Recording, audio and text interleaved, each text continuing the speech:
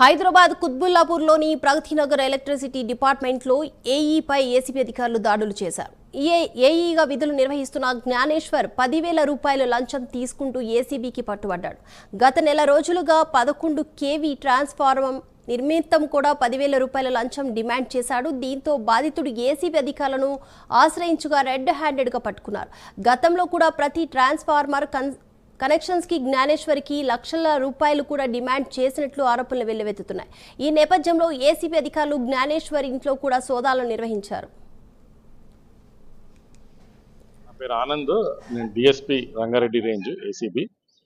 మాకు ఒక కంప్లైంట్ వచ్చింది. ఇక్కడ పనిచేస్తున్నటువంటి జ్ఞానేశ్వర్ గారు అని చెప్పేసి అసిస్టెంట్ ఇంజనీర్ అనమాట.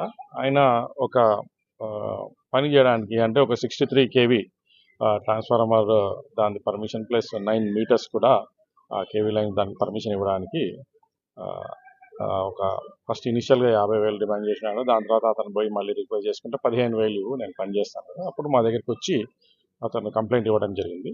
15,000 డిమాండ్ చేశానని చెప్తే